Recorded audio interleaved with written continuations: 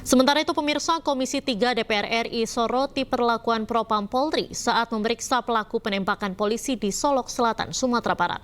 Sebab pelaku tampak tidak diborgol dan diduga diperiksa sambil merokok.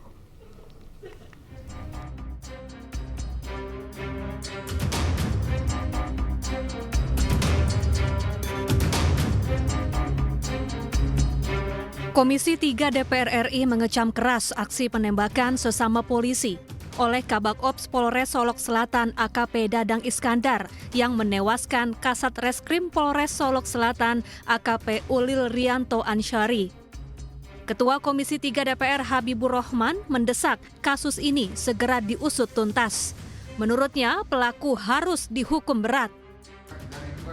Ia juga menyoroti proses pemeriksaan pelaku yang dinilai terkesan santai, di mana pelaku tidak diborgol dan diduga diperiksa sambil merokok. Dan kami mengutuk keras perilaku brutal oknum Kabak Ops tersebut yang melakukan penembakan. Kami meminta peristiwa ini diusut secara tuntas.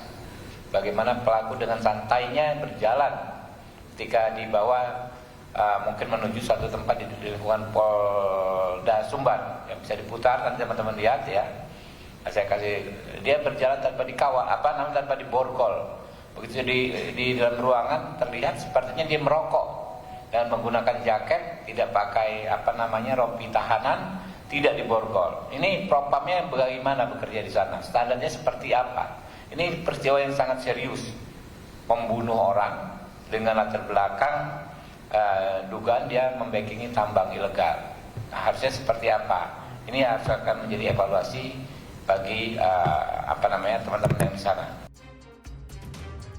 Perwakilan Komisi 3 DPR juga akan datang langsung ke Sumatera Barat untuk mengunjungi rumah duka dan mengawasi proses pemeriksaan polisi. Dari Jakarta, Tim Liputan iNews melaporkan. Pemirsa, Kapolri Jenderal Listio Sigit Prabowo memerintahkan agar pelaku penembakan segera ditindak tegas dan kasusnya diusut tuntas. Pernyataan tersebut disampaikan terkait kasus penembakan yang dilakukan anak buahnya terhadap sesama polisi. Yang jelas Pak Kapolda sudah melaporkan kepada saya terkait peristiwa yang terjadi dan saya minta untuk mendalami motifnya.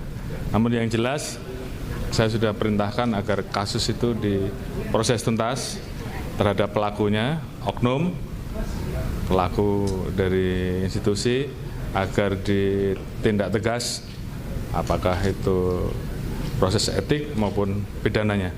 Apalagi kalau kemudian motifnya ternyata dilakukan terhadap hal-hal yang selama ini kita anggap mencederai institusi. Saya minta siapapun, apapun pangkatnya, tindak tegas, tidak usah ragu-ragu.